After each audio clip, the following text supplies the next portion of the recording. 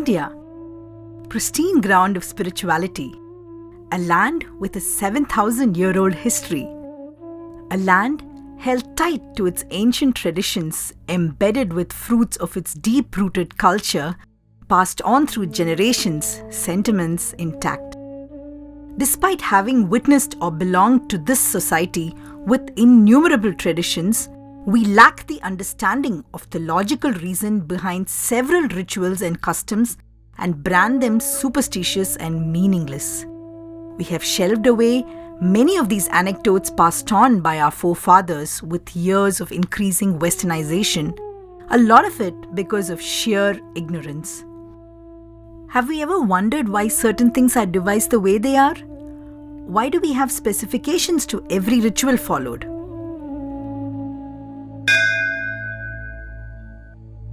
Idol worship is a form of prayer, but what is the reason behind installing these idols in magnificently constructed temples? What is the purpose of temples at all? Temples are constructed in zones where positive vibrations from the earth's magnetic and electric fields can be tapped in abundance. The peak of this energy is felt at the Garbhagriha or the Sanctum Sanctorum where the deity is installed. People are asked to walk barefoot in temples so that the radiation is easily absorbed. Men are advised to visit temples bare-chested as the human hair has the capacity to absorb positive energy. Women are asked to wear gold ornaments when they visit the temples, as gold is one of the best absorbers and radiators of positive energy. This is why many temple vimanas are made of gold too. We walk around the Sanctum Sanctorum to enable a state of equilibrium for the brain by its movement around a source of positivity. These are some of the reasons behind the sense of serenity that fills a person from within whenever they visit a temple, regardless of their belief in God.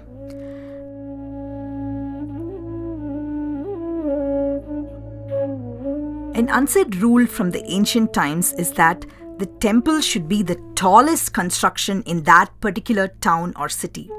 We see this rule in prevalence in the Agraharam style of civilization in the rural areas. The reason commonly stated is that God is the supreme and hence the temple must be the tallest. Actual reason behind this practice is the absorbing power of the temple Gopuram. The Gopuram is usually filled with paddy on the inside, which is an excellent absorbent of shock waves. Wherever lightning hits the village, the rays are diverted to the Gopuram and the excess harmful rays are transmitted to the earth. Beneficial cosmic rays from the atmosphere are retained by the paddy and radiated inside the temple.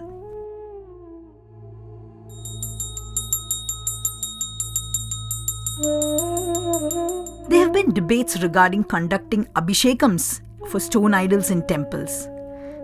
These age-old granite idols have the tendency to develop cracks on aging. Regular contact with agents such as milk, honey, and oil help in keeping the idol intact, thus preserving these ancient sculptures. Another interesting observation is that the base on which these idols are mounted is made up of a specific alloy of gold, silver, and traces of lead, which have medicinal properties when combined with milk and honey. This is why milk and Panjamridam from the Abhishekam that are distributed are said to have special properties that cure many diseases. Earlier, when the literacy rate in the country was much less than it is now, instilling a fear of God was the only way to put forth scientific ideas and practices involving logical reasoning.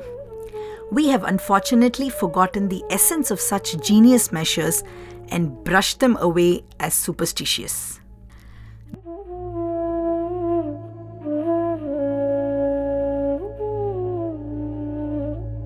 The Ganesha sitting beneath the Peepal tree or the Arasa Mara Vinayagar is a widely popular deity of worship among women.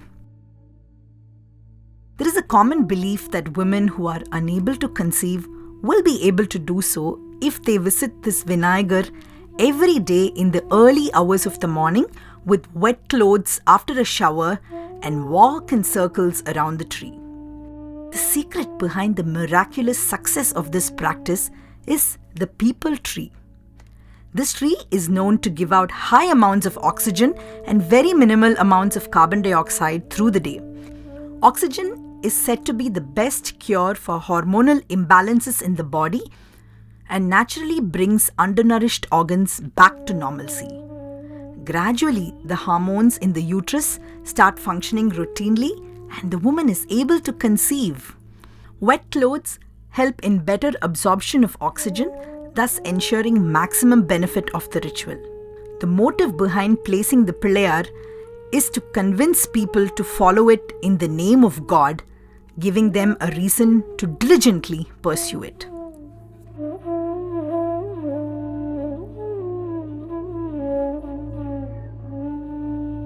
In Indian tradition, crows are given special importance as they are considered ancestors.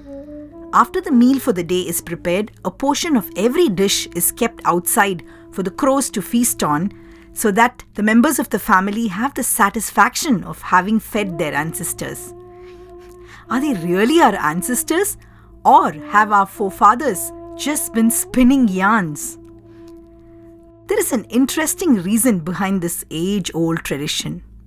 Earlier on, when there was no electricity and hence no proper light in the early hours of the morning, people were doubtful of the food they cooked. The crow, as we all know, is a creature that can eat almost anything and that which never refuses food. Interestingly, it can sense the presence of any kind of poison in food. It simply refuses food if it senses poison in it. People from the ancient times happened to use the crow as a tester for food smartly without harming it.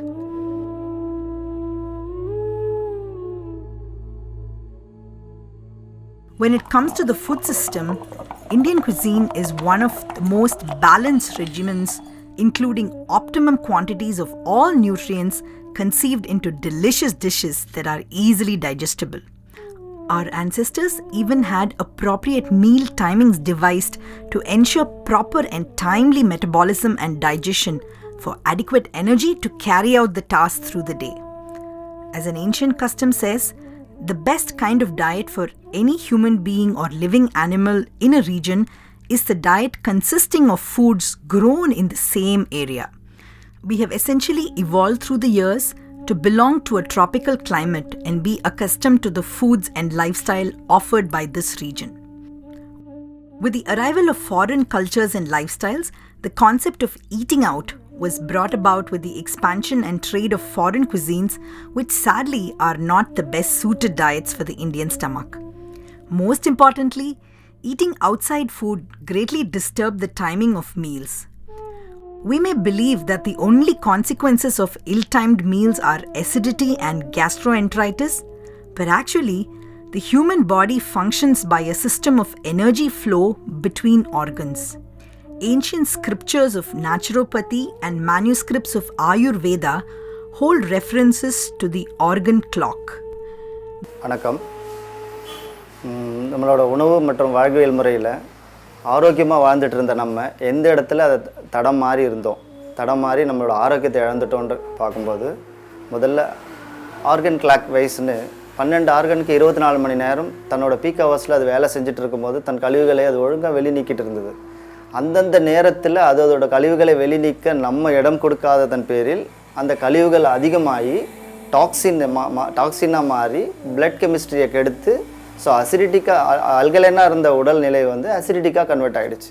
அசிடிட்டிக்காக convert ஆன உடனே உடலால் அந்த கழிவுகளை வெளியேற்ற முடியாதனால உடம்பு தன்னோட auto immune சிஸ்டத்தை இழந்தது. ஆட்டோ இம்யூன் சிஸ்டத்தை இழந்த உடனே தனக்குத்தானே புதுப்பிக்கும் தன்மையில் செல்கள் இருந்த நிலையை மாறி இப்போ செல்கள் வந்து இறந்த செல்கள் அதிகமாக ஸ்டோரேஜ் ஆக ஆரம்பித்த உடனே நியூ செல் ஜென்ரேட் ஆகாமல் தான் நோய்கள் வர ஆரம்பித்தது.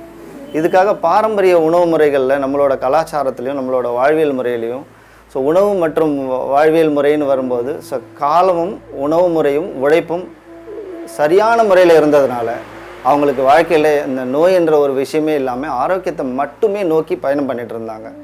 ஸோ 12 ஆர்கனுக்கும் 24 மணி நேரம் டைம் கொடுத்துருக்கோம். அதில் ரொம்ப முக்கியமாக சொல்லணும்னா, ஸோ லிவர் தன்னோட கழிவுகளை முழுமையாக வெளிநீக்கி உடம்புல இருக்க மொத்த ரத்தத்தையும்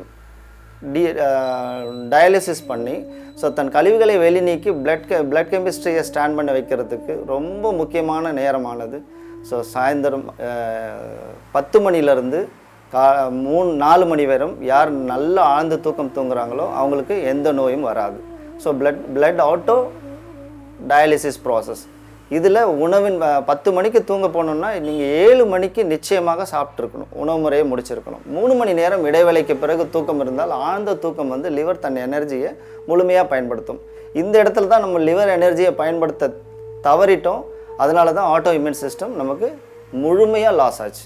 ஸோ இப்போ இதுக்கு மறுபடியும் மருந்துகளை கொடுத்து குணப்படுத்த முடியுமான்னா எந்த காலகட்டத்திலும் மருந்தை எடுத்துட்டு உடம்பு குணப்படுத்தாது. இன்னொன்று, உணவு வந்து மருந்தானால் உடல் மருத்துவராயிடும். அப்போ அந்த உணவுக்கு ரொம்ப முக்கியம் அல்கலைன் உணவுகள்.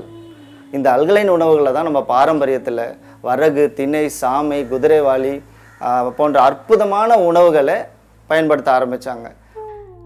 You can now see that almost every ancient Indian tradition has a scientific explanation behind it.